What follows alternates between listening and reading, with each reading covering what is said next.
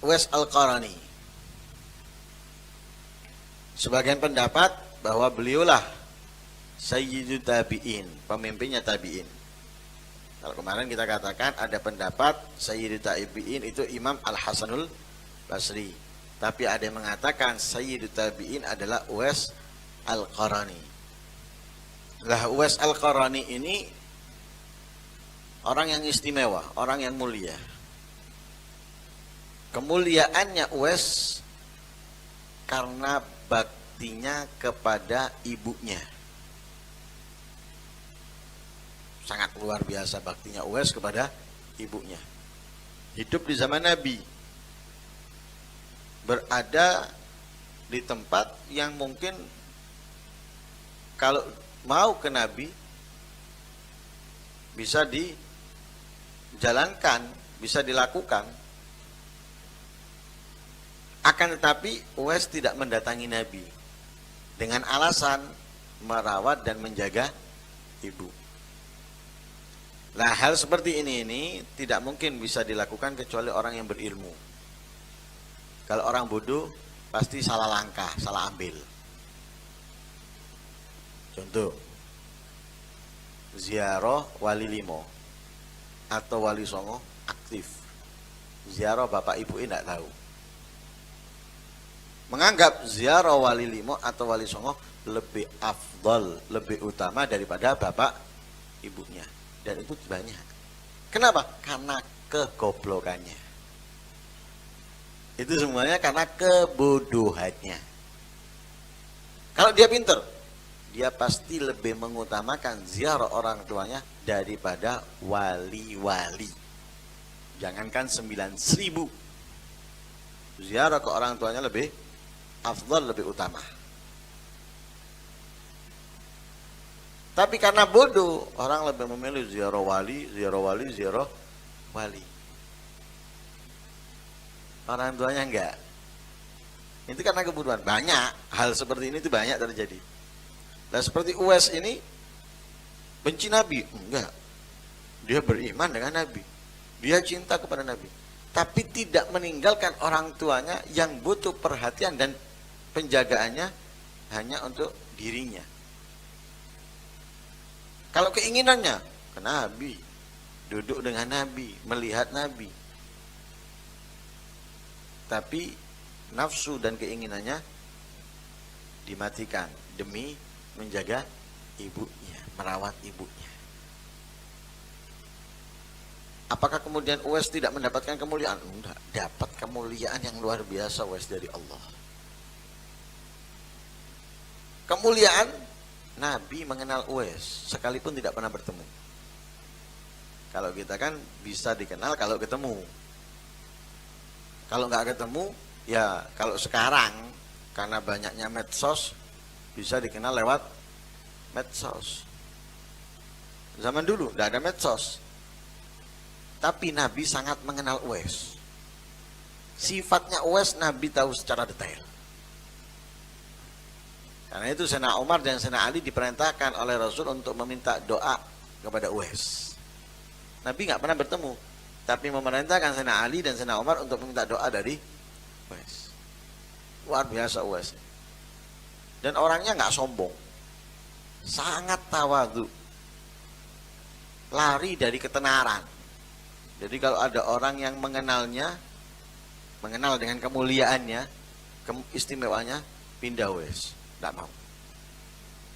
Jadi siapa orang yang mengetahui kemuliaannya, Uwais meninggalkannya.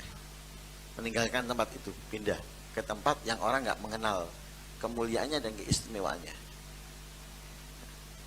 Kalau orang mengenal dia dengan stres, gila, kumuh dan lain sebagainya, seneng Uwais tinggal di situ. Tapi kalau dikenal kemuliaannya, keistimewaannya, lari Uwais.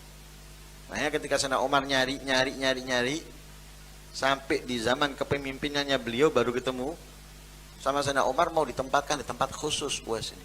Dikasih tempat, dikasih rumah, dikasih segalanya fasilitas. Katanya Uwais enggak. Ini pertemuan pertama dan terakhir kamu dan aku. Wes. Pindah Uwais. nggak ada lagi di tempat itu sudah. Di mana Sayyidina Umar bertemu dengan dia. Setelah itu nggak ada Uwais di situ, pindah tempat lain, daerah lain yang tidak diketahui kemuliaan dan keistimewaannya itu Uwais. Lah luar biasa Uwais ini. Lah Uwais ini kalau makannya Uwais ini yaltaqitu kisarul khubuz, miliki sisa-sisa roti yang terbuang di sampah. Sisa-sisa roti yang terbuang di sampah itu dipilih. Yang layak, yang bisa masih dimakan, diambil dimakan. Kenapa? Memang nggak punya harta, bukan orang yang kaya. Kalau misalnya mau kaya, mau punya harta, ditawari nggak mau kok. Kalau kita nggak mau, nolak. Nggak mau, nolak. Bukan nggak mau, nolak. Nerima kita. Apalagi miliatan, waduh. Tambah nggak gelem nolak. Insya Allah walaupun kita sudah mati tidak punya nyawa ditawari melek ya gelem terus mati padahal apalagi masih hidup gitu loh. Uwais tidak mau dan tidak punya. Terkadang beliau milih biji-biji kurma dijual, hasilnya tadi dibuat beli roti untuk dimakan. Lah kebanyakan seringnya itu tadi milih roti-roti yang sudah terbuang di sampah-sampah, yang bisa dimakan. Lah pada suatu ketika mau ngambil roti ada anjing ini menggonggong.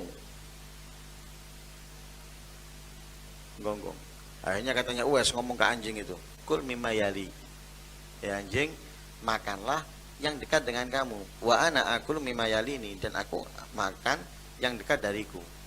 Ya ambil yang dekat dari kamu, aku ambil yang dekat dari aku. Ojo jenggong. Ya, jangan kamu jenggong. Artinya apa? Biar adil. Kamu makan situ, aku makan sini. Akhirnya Uwais ngomong, injustus sirat wa ana khairu mink. Kalau aku bisa melalui jembatan sirat, berarti aku lebih baik dari kamu, wahai anjing. Anjing lo ini. Bukan orang, anjing. Kalau aku bisa melalui sirat, katanya Uwais, berarti aku lebih baik dari kamu, wahai anjing. Tapi kalau aku nggak bisa melalui sirat, berarti kamu lebih baik dari aku. Kalau binatang itu nggak ada neraka, juga nggak ada surga. Mereka hampa, sudah menjadi debu, hilang. Nah, kalau nggak masuk azab sih enak, walaupun nggak masuk surga, nggak diazab, nggak masuk surga, enak masih daripada masuk neraka. Makanya katanya Uwais, kalau aku bisa melalui sirat itu pasti masuk surga sudah. Orang yang bisa melalui sirat, melewati sirat pasti surga. Karena sirat ini di atas neraka. Dia yang jatuh masuk neraka, dia yang berhasil melewati, ya bebas dari neraka. Lah untuk melewati sirat ini tergantung amal kita di atas dunia.